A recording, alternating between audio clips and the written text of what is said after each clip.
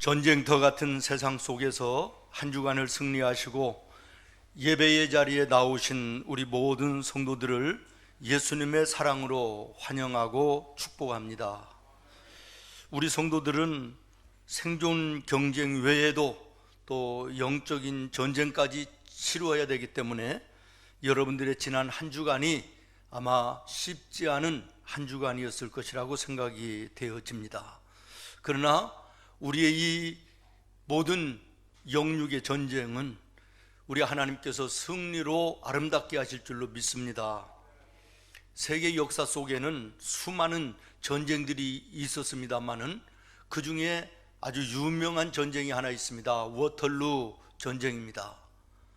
프랑스와 영국의 전투였는데 프랑스의 대장은 우리가 잘 아는 나폴레옹, 세계를 제패하겠다, 수많은 전쟁에서 패한 적이 없었던 그런 사람 아닙니까? 그러나 이 워털루 전쟁에서 패배함으로 말미암아 그의 전쟁은 끝을 맺게 됩니다. 상대국이었던 영국의 대장은 웰링턴이라는 해군 제독인데 굉장한 지략가였다 그럽니다. 당시에는 그 무선 전기가 이렇게 발명되지 않았기 때문에 모든 것을 깃발을 들고 손으로 수신호하는 그런 때였다 그러는데요. 그날따라 안개가 자욱해서 저 바다 끝에서 영국 함정의 그 수신호가 영국 땅에서 잘 보이지 않는 거예요. 그런데 가만히 보니까 무슨 소식이냐 그러면 웰링턴이 패배했다라는 소식입니다. 그 소식을 듣자마자 영국의 모든 국민들이 비통에 쌓입니다. 슬픔에 잠깁니다. 군대에 보낸 부모 형제들은 탄식하며 통곡합니다.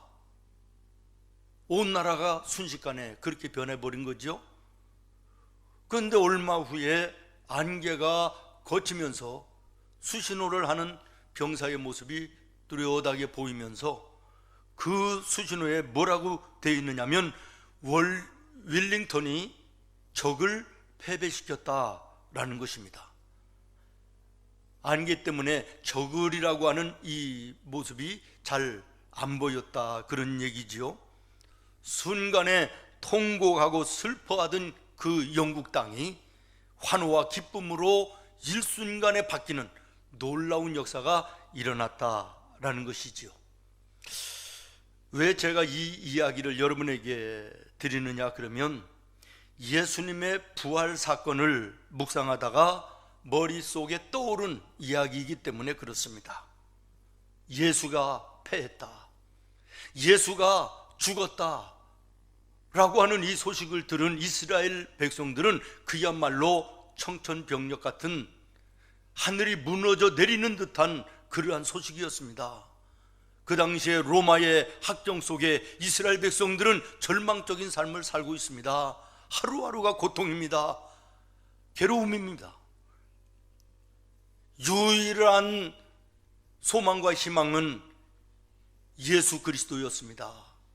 예수라고 하는 분이 나타나서 가는 곳마다 이적과 기사를 나타냅니다. 병든 자가 고침을 받고 소망이 없던 38년이나 된 환자가 낫는 모습도 보입니다. 날 때부터 안진뱅이 되고 소경된 자가 눈을 뜨고 자리에서 벌떡벌떡 일어납니다. 그리고 절망에 있던, 삶에 지쳐있던 이스라엘 백성들을 향하여 예수님이 말씀하십니다. 수고하고 무거운 짐진 자들아 다 내게로 오라. 얼마나 큰 위안이며 소망인지 몰랐습니다. 그리고 말씀합니다.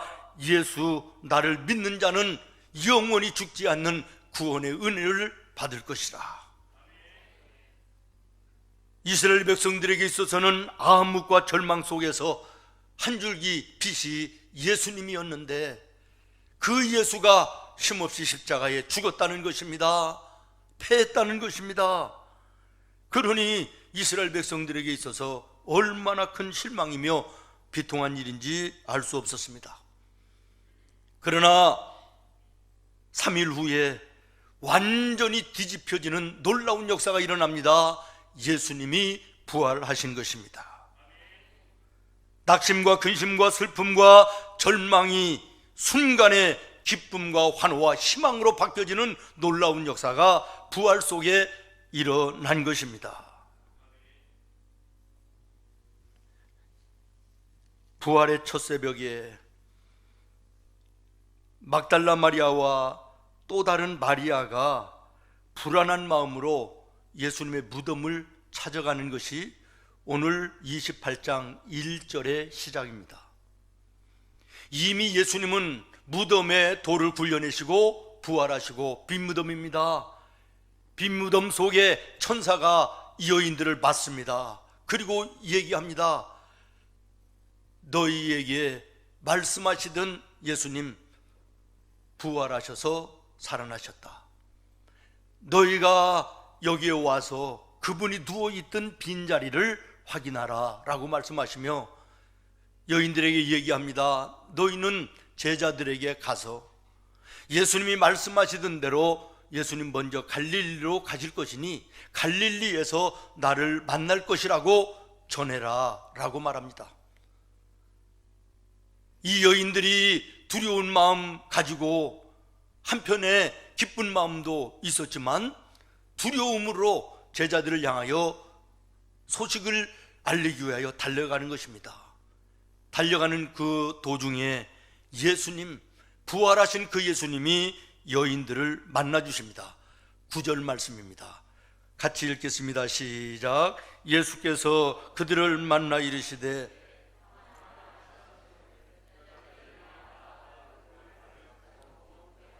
아멘.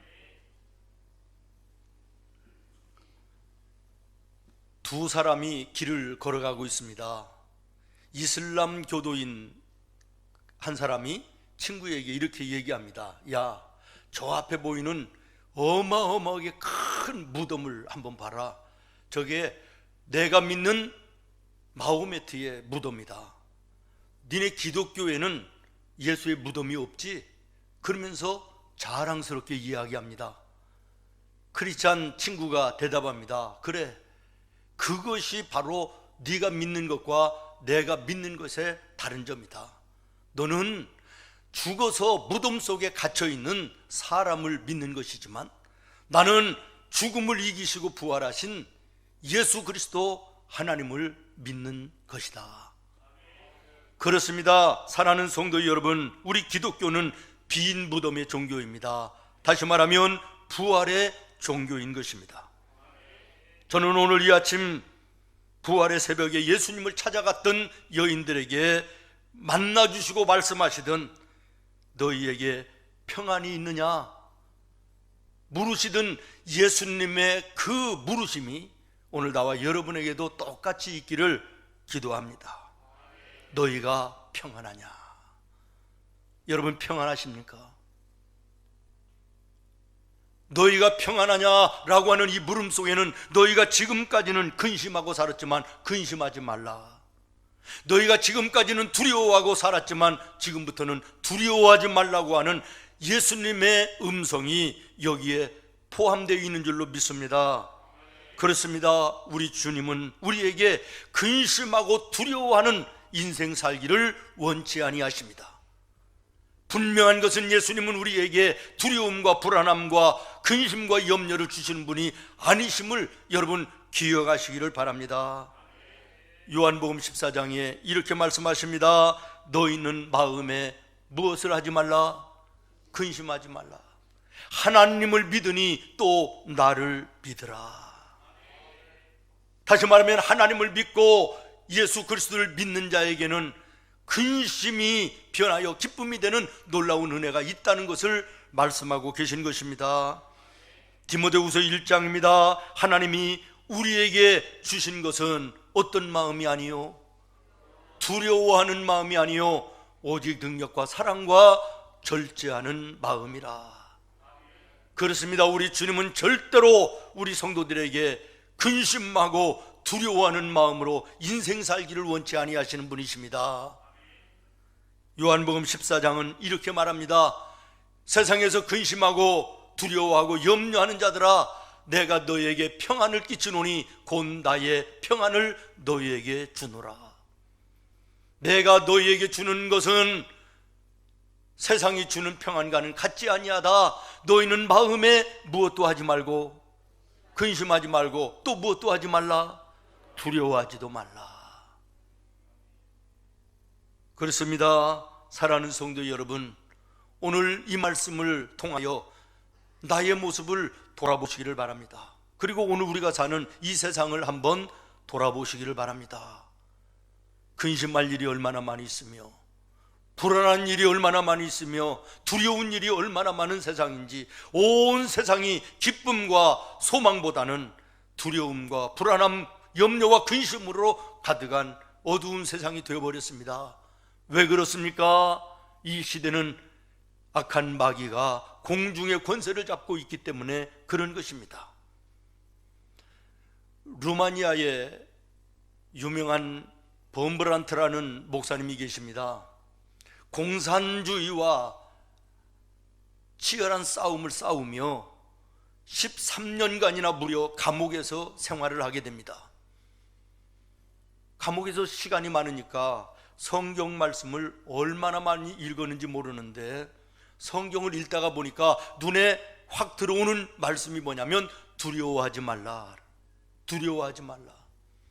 그래서 창세기에서부터 요한계시록까지 두려워하지 말라는 말씀이 몇 번이나 있나, 그리고 하나하나 세봤더니 무려 365번이나 기록되어 있더라는 것입니다.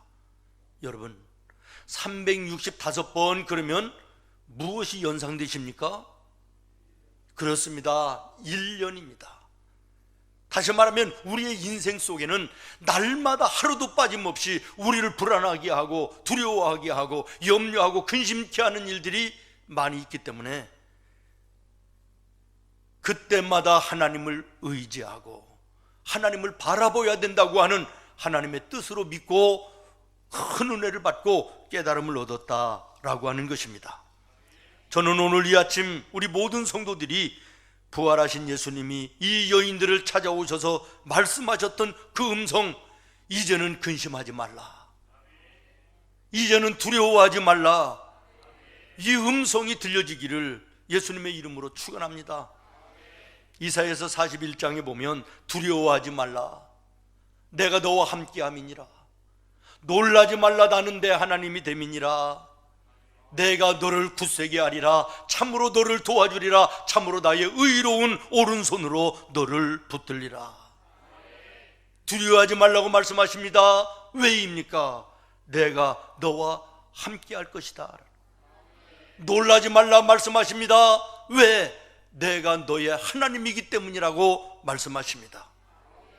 사랑하는 성도 여러분, 오늘도 우리 하나님 함께 하심을 믿으십니까? 믿을 수 있는 믿음이 여러분에게 있기를 바랍니다. 아프리카의 어느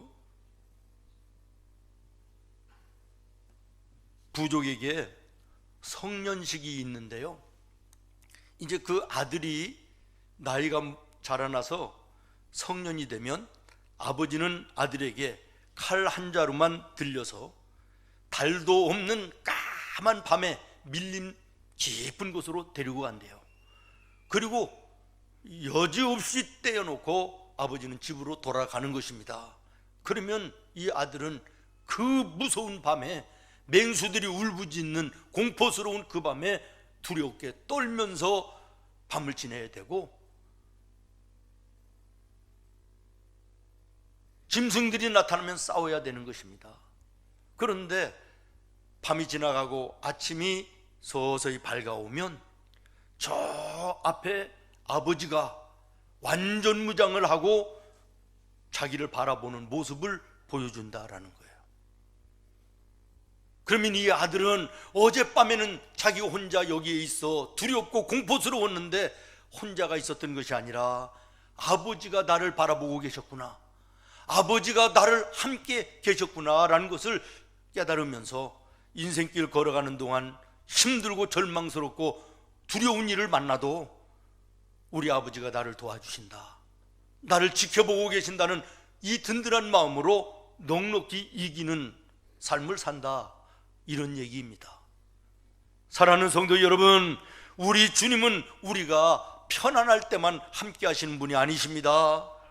우리가 시련을 당하고 아픔을 만나고 힘들고 지쳐 있을 때도 여전히 변함없이 나를 지켜보시고 나와 함께 하고 계심을 여러분 기억하시기를 바랍니다. 오늘 힘든 일이 있습니까? 삶에 지쳐 불안하고 두려운 것이 있습니까? 나와 함께 하시는 우리 주님을 믿음으로 바라볼 수 있는 나와 여러분 되어야 될 줄로 믿습니다. 또 하나는 평안하느냐라고 물으시는 이 물음 속에는 이제는 기뻐하라 라고 하는 의미가 있습니다. 이제는 기뻐하라. 십자가의 고난, 십자가의 죽음, 무덤 속의 흑암, 이제는 다 끝났다, 다 지나갔다, 그러니 기뻐하라 라고 하는 말씀 아니겠습니까? 요한복음 16장 너희는 근심하겠으나 너의 근심이 도리어 기쁨이 되리라. 믿습니까? 너에게 오늘 근심이 있으나 부활하신 예수님을 만나면 너의 지금 그 근심이 기쁨이 되는 놀라운 역전의 은혜가 있다라는 것입니다. 그 두려움이 변하여 내 기도 되었고 전날의 한숨 변하여 내 찬송 되었네. 주님을 찬송하면서 할렐루야 할렐루야 내 앞길 멀고 험해도 나 주님만 따라가리. 할렐루야. 요한복음 20장 18절 19절 20절 말씀을 보면 이렇게 말씀하십니다. 이날 곧 안식 후 첫날 저녁 때 제자들이 유대인들을 두려워하여 모인 곳에 문을 닫았더니 예수께서 오사 가운데 서서 이르시되 너희에게 뭐가 있을지어다, 평강이 있을지어다. 이 말씀을 하시고 손과 옆구리를 보이시니 제자들이 부활하신 예수님을 보고 어떻게 하였더라? 기뻐하였더라.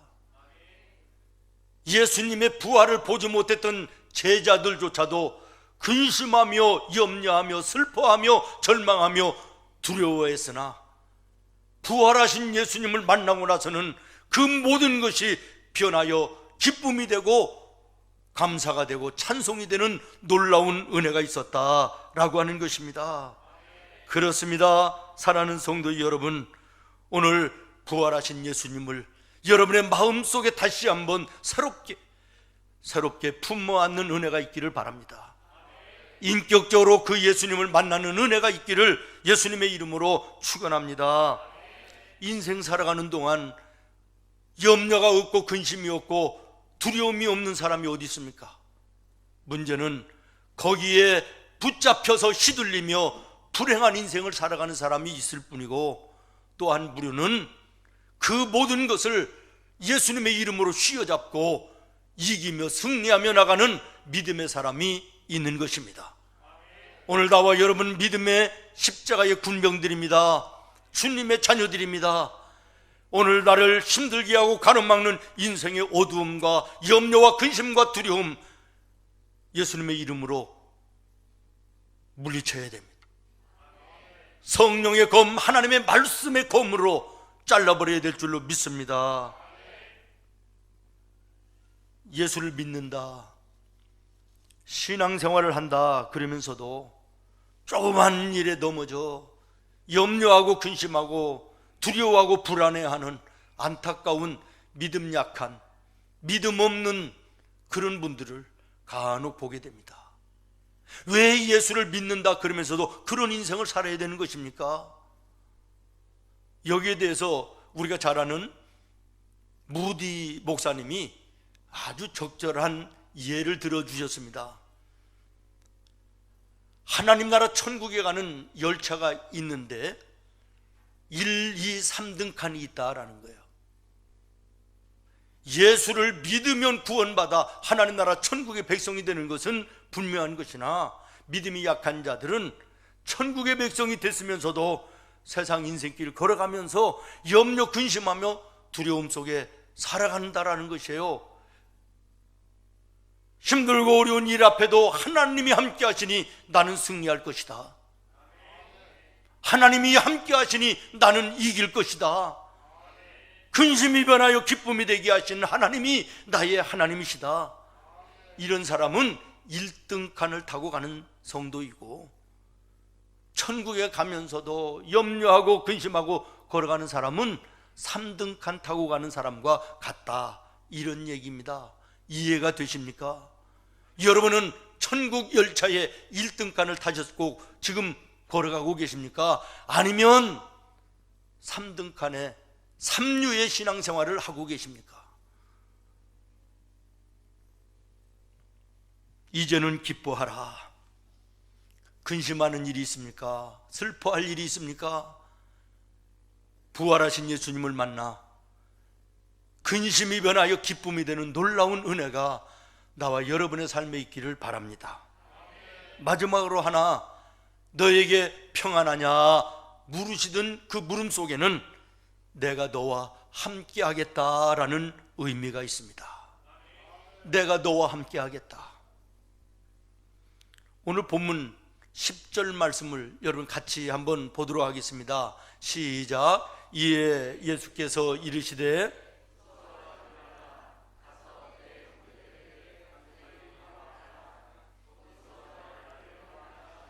아멘. 갈릴리로 내가 먼저 가겠다. 그리고 갈릴리에서 너희를 만나주겠다는 말씀 아닙니까? 너희와 함께 해주겠다는 약속 아니십니까? 쭉 내려가서 20절을 보십시오. 20절 하반절에 볼지어다 내가 세상 끝날까지 너희와 항상 어떻게 있으리라? 함께 있으리라 하시니라. 우리 부활하신 예수님은 오늘도 지금도 나와 여러분과 함께 하십니다. 그러면 어떻게 함께 하십니까? 따라하겠습니다. 보호자로 함께 하신다. 공급자로 함께 하신다. 인도자로 함께 하신다. 믿습니까? 그렇습니다. 이사야서 43장에 보면 내 사랑하는 자녀들아, 너희가 물 가운데로 걸어갈 때 그 강물이 너를 짓몰지 아니하게 할 것이며, 너희가 불 가운데로 걸어갈 때 불이 너를 사르지 못하도록 내가 너희를 보호해 주겠다. 말씀하신 대로 이스라엘 백성들이 홍해를 건널 때, 요단강 앞에 있을 때 강물이 그들을 침몰하지 아니하도록 길을 열어 그들을 보호하여 주셨습니다. 가는 길을 인도하여 주셨습니다. 사드락과 메삭과 아벳느고가 불 속에 던져졌지만 하나님께서 눈동자처럼 지키사 머리카락 하나도 타지 아니하도록 지켜주신 줄로 믿습니다. 다니엘이 사자굴에 던져졌을 때 굶주린 사자들로부터 그를 암탉이 병아리를 품어 안듯 지켜주시고 안전하게 하셨던 것을 믿습니다. 엘리야 선지자가 아합의 그 폭정과 죽이고자 하는 추격 앞에 그리시네가로 피해 숨어 있을 때 흉년과 가뭄이었지만 하나님께서는 까마귀를 통해서라도 거기에 떡을 물어다가 먹게 하시는 공급자로 함께 하셨습니다. 사르반 여인을 준비하시고 엘리야를 지켜주시고 먹게 하시고 공급하시는 하나님의 함께 하심을 보게 되는 것입니다. 이스라엘 백성들이 광야길을 걸어갈 때 낮에는 불기둥으로, 저녁에는 불기둥으로, 낮에는 구름기둥으로, 그리고 아침마다 하늘의 보고를 열으시고 만나를 내려 그들을 지키시며 그들의 모든 것을 공급하여 주시고 가나안에 이르기까지 그들의 걸음을 인도하여 주신 줄로 믿으시기를 바랍니다. 그 하나님이 오늘도 나와 여러분 자녀된 우리에게 보호자로 함께 하십니다. 공급자로 함께 하십니다. 천국 가는 그 순간까지 우리의 걸음을 인도해 주시는 것입니다. 여러분 혹시 김신조라는 분 기억나십니까? 나이가 있으신 분들은 기억나겠는데 우리 젊은이들은 아마 기억이 없는지도 모르겠어요. 수십 년이 지났는데요, 지금도 너무나도 큰 사건이었기 때문에 생생하게 기억이 납니다. 제가 그래서 인터넷에 다시 한번 찾아봤어요. 자세하게 나와 있더라고요. 수십 명의 북한의 특수훈련을 받은 그 특공대원들, 청와대를 폭파하고 대한민국을 뒤엎어버린다, 이 지령을 가지고 난파돼서 내려오는 거예요. 수십 명이. 그런데 태계원, 청와대까지 거리는 20km밖에 남지 않은 턱 밑에까지 온 거예요. 들키지 않았습니다. 요즘에만 헐렁한 것이 아니라 옛날에도 그랬던 모양이야. 수십 명이 내려오는데 불과 청와대에서 20km 태계원까지 내려왔다는 거예요. 그런데 산속에서 나무하던 형제를 만납니다. 이건 죽여야 되는 거죠. 이 형제들을 살려두면 그들이 신고하면 끝나는 거 아니에요? 죽이려고 하는 거예요. 그랬더니 그 순간에 이 형제들이 반갑다고, 우리가 얼마나 굶주리면서 여기서 사는지 모르냐고, 빨리 와서 우리를 좀 해방시키고 우리를 구원해 주셔야지 왜 이렇게 늦게 왔냐고, 환영한다고, 두 손을 들고 환영하고 빌면서 환영한다고, 구해달라고 그러는데 죽일 수가 없더라는 거예요. 그래서 그 자리에서 공산당에 입당 선서를 하고, 그리고 만약에 신고를 하면 니네 가족은 전부 다 죽는다, 협박을 해서 보내준 거예요. 그런데 이 형제가 내려와서 어떻게 했을까요? 신고를 했어요. 그래가지고 그 수십 명의 그 간첩들이요, 전부 다 몰살을 당해요. 그런데 김신조라는 사람은 바위 틈에 숨어 있다가 생명이 보존을 받아요. 바위 틈에서 가만히 생각해 봤답니다. 야, 몇 년 동안 특수 훈련을 받고 우리가 난파됐는데 훈련도 없는 나무꾼 이 두 형제에게 우리가 당했다면 이 대한민국은 우리의 힘으로 결코 뒤엎을 수가 없다. 그래서 손들고 자수를 했다라는 거예요. 그리고 나서 한참 지난 다음에 이 김신조가 형제들을 찾아갔대요. 어떻게 그때 그런 일을 할 수 있었느냐 그랬더니 그분들이 대답을 했답니다. 우리는 예수 믿는 사람들입니다. 그 위기 속에 하나님이 지혜를 주셔서 그렇게 얘기한 것입니다. 그래서 김신조가 예수를 믿게 됐다잖아요. 그리고 그분이 나중에는 신학을 공부해서 지금은 노인이시지만 목사님이십니다. 사랑하는 여러분, 우리 하나님은 위기 속에서도 함께 하십니다. 위험 속에서도 함께 하십니다. 우리를 지켜주십니다. 우리의 걸음을 인도하여 주십니다. 우리의 필요한 것을 공급하여 주시는 하나님이신 것입니다. 함께 해주겠다라고 하는 결론이 무엇입니까? 이사야서 43장에 보면 내가 너를 보배롭고 존귀하게 여기리라. 믿습니까? 내가 너를 보배롭고 존귀한 자로 여겨주겠다. 왜? 무엇 때문에? 내가 너를 사랑함이라. 여러분, 얼마나 감사한 일입니까? 웬 은혜입니까? 저는 늘 이것을 생각하면 가슴이 먹먹합니다. 하나님께서 나의 무엇을 보시고 무엇 때문에 하나님의 자녀 삼으시고 나에게 이 귀한 사역을 맡기셨을까 생각하면 감동입니다. 감격입니다. 너무나도 감사한 것입니다. 사랑하는 여러분, 여러분 부활하신 예수님을 만나, 부활하신 예수님을 만나 그 예수님과 함께하는 여러분의 삶이 되기를 바랍니다. 주님이 여러분을 보배롭게 여기신답니다. 존귀한 자로 삼으신다는 것입니다. 제가 어린 시절 교육전도사였을 때 제가 있던 그 교회에 장로님 한 분이 큰 회사를 경영하시던 분이었습니다. 지금 보니까 이 부평 로타리에 옆에 있는 큰 빌딩인데 회장님이에요. 월요일 아침에 일주일에 업무를 시작하기 전에 담임 목사님을 모시고 예배를 드리고 시작하던 그런 장로님이셨거든요. 그런데 한 번은 담임 목사님이 급한 일로 출타를 하게 돼서 저보고 대신 가서 예배를 인도하라는 거예요. 어린 마음에 얼마나 두려운지 이른 아침에 장로님이 데리러 왔어요. 차를 가지고. 그래서 이제 장로님을 따라서 같이 그 회사로 갔는데 회사 앞에 차가 딱 서니까 그 앞에 한 와이셔츠에 넥타이 맨 아주 젠틀한 한 10여 명이 쭉 서가지고 문을 열어주고 인사를 하면서 안내를 해요.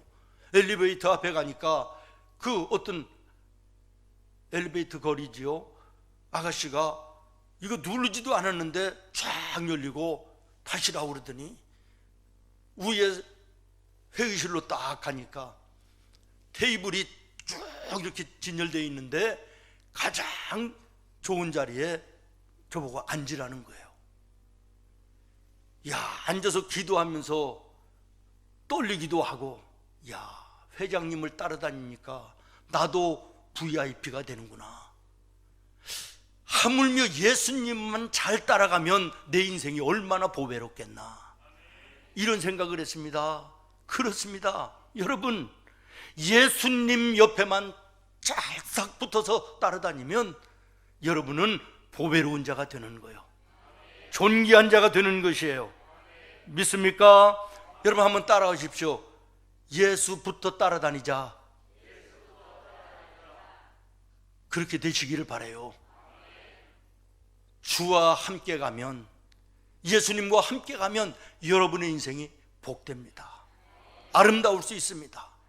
예수 따라가며 복음 순종하면 우리 행할 길 어떻게 하겠네?